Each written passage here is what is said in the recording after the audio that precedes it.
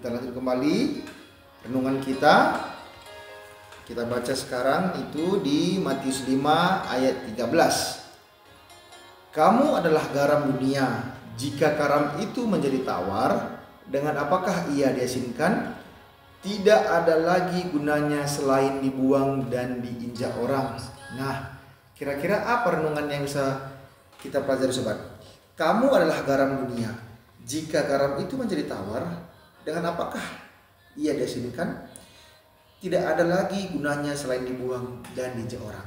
Yang pertama, kita harus tahu apa itu sifat-sifat garam. Yang pertama, garam itu bisa memberi rasa yang lebih enak, lebih gurih daripada masakan. Nah, yang kedua, garam itu juga bisa menjadi obat. Nah, contohnya apa? Kalau dulu saya waktu kecil, jika sakit gigi, saya sering itu kumur-kumur pakai garam dan rasa sakit itu hilang sobat. Nah, ada juga selain memberi rasa menjadi obat, ada juga garam itu bisa mengawetkan makanan. Contohnya apa? Ikan asin, kan gitu. Jadi garam itu banyak fungsinya sobat. Nah, begitu juga dengan kita. Kamu adalah garam dunia. Jika garam itu menjadi tawar, dengan apakah ia diasinkan? Tidak ada lagi gunanya selain dibuang dan diinjak orang. Kita harus pahami dulu bahwa garam itu sangat penting. Nah, berarti apa? Kita pun sebagai orang Kristen yang percaya kepada Tuhan Yesus Kristus juga penting di dalam kehidupan dunia ini. Kita memberi rasa yang lebih enak, memberi rasa aman, nyaman, memberi rasa damai, memberi rasa yang sukacita kepada sekeliling kita, kepada dunia ini. Kita juga bisa menjadi obat kepada mereka yang sedih. Kita bisa menghibur mereka, kita bisa menjadi teman curhat bagi mereka yang membutuhkan, teman cerita. Kita bisa juga menjadi kekuatan penolong mereka. Kita bisa menjadi teman dalam kesedihan maupun dalam tawa. Kita ada dalam dunia ini, kita hadir sobat. Nah, jadi kita adalah garam dunia, di mana Matius 5 ayat 13 ini memberi kita renungan bahwa kita itu berharga hidup kita ini. Kalau Roh Kudus dalam hidup kita memberikan juga karya-karya kebaikan itu kepada sekeliling kita. Yang pertama tadi kita memberi rasa itu rasa nyaman, rasa sukacita. Kita memberi rasa yang penuh kedamaian. Yang kedua tadi memberi obat. Jadi kalau ada yang sedih, kita bisa menghibur mereka. Kalau ada yang pikirannya agak kacau, kita bisa menghibur mereka. Jadi kita itu bisa menghadirkan sukacita kepada orang yang membutuhkan. Dan juga tadi kita sebagai pengawet, kita tidak tidak menjadi orang yang menciptakan permusuhan, tidak. Tapi kita yang bisa mempengawet kedamaian. Kita bisa mempererat orang yang tadinya bermusuhan menjadi menjadi baik kembali ya.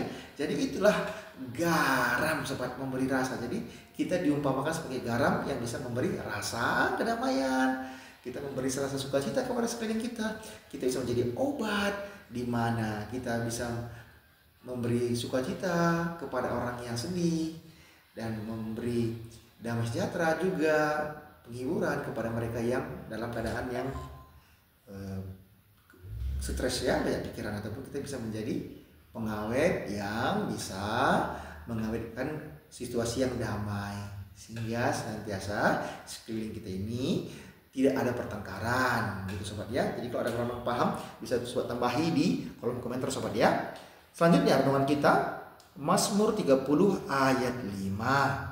Nyanyikanlah mazmur bagi Tuhan, hai orang-orang yang dikasihinya, dan persembahkanlah syukur kepada namanya yang kudus. Nah sobat, renungan kita Mazmur 30 ayat 5, apa kira-kira yang sobat bisa pelajari? Boleh dong bagi di kolom komentar ya.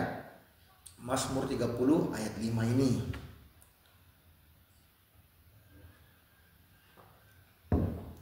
Nyanyikanlah mazmur bagi Tuhan. Nah, berarti apa? Kita harus bernyanyi memuji Tuhan, sobat. Nyanyikanlah mazmur bagi Tuhan, hai orang-orang yang dikasihinya. Ya, kita harus sadar dong bahwa kita ini dikasihi Tuhan kan. Kita harus sadar dulu bahwa kita ini dikasihi Tuhan. Kenapa? Karena Tuhan Yesus rela datang dari surga ke dunia ini, mengambil rupa sebagai manusia untuk menyelamatkan semua orang berdosa yang percaya kepadanya. Itu sobat ya. Bisa baca nanti Yohanes 1 ayat 1 sampai 3 dan ayat 14. Nah, jadi Tuhan Yesus Kristus itu mengasihi kita. Jadi marilah kita bernyanyi, bermazmur untuk Tuhan, memuji namanya. Gitu sobat ya. Makanya orang Kristen itu sobat selalu bergembira memuji Tuhan kan. Jadi kita orang Kristen itu selalu sukacita, selalu memuji Tuhan. Kenapa? Karena ada Roh Kudus yang menggerakkan hati kita untuk selalu memuji nama Tuhan, sobat. Hati yang gembira, haha, adalah obat. Nah, kita selalu memuji Tuhan. Ku kasihi kau dengan kasih Tuhan. Maaf kalau suara saya fals. Nah, jadi kita bisa memuji Tuhan, mengucap syukur kepada Tuhan, bermazmur bagi Tuhan karena kita sadar bahwa kita adalah orang-orang yang dikasihinya. Karena Tuhan Yesus Kristus datang dari surga ke dunia ini, mengambil rupa sebagai manusia untuk menyelamatkan semua orang berdosa yang percaya kepadanya. Roma 6 ayat 23. Sebab upah dosa ialah maut, tetapi karunia Allah ialah hidup yang kekal dalam Kristus Yesus Tuhan kita. Dan persembahkanlah syukur kepada namanya yang kudus. Sobat, saya ingin agak melebar dikit ya. Mazmur 30 ayat 5 ini berkata tadi, nyanyikanlah mazmur bagi Tuhan, hai orang-orang yang dikasihinya, dan persembahkanlah syukur kepada namanya yang kudus. Saya ingin agak melebar ya. Kira-kira apa sih persembahan itu, sobat? Kira-kira menurut sobat apa sih persembahan itu? Dikatakan tadi, dan persembahkanlah syukur kepada namanya yang kudus. Oke, mungkin kita bisa memahami ya, persembahkanlah syukur maksudnya apa ya? Kita berdoa berterima kasih kepada Tuhan. Tapi kira-kira persembahan itu apa sih? Banyak orang menganggap bahwa persembahan itu memberikan uang, membantu orang miskin, bernyanyi memuji Tuhan, memberi perpuluhan, membantu pelayanan. Banyak mungkin kategori persembahan yang kita pahami. Yang masalah, tidak ada yang salah selama diberikan dengan sukacita dan tidak sungguh-sungguh sebenarnya.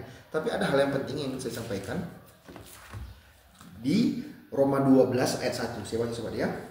Karena itu, saudara-saudara, demi kemurahan Allah, aku menasihatkan kamu supaya kamu mempersembahkan tubuhmu sebagai persembahan yang hidup, yang kudus dan yang berkenan kepada Allah. Itu adalah ibadahmu yang sejati.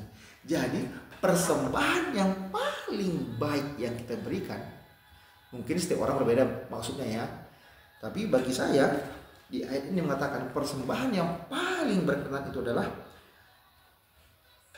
mempersembahkan tubuh kita sebagai persembahan yang hidup, yang kudus dan yang berkenan kepada Allah. Itu adalah ibadahmu yang sejati. Jadi persembahan itu adalah hidup kita. Kita mempersembahkan hidup kita sebagai persembahan yang kudus. Jangan ikuti dunia ini, sobat. Itu maksudnya.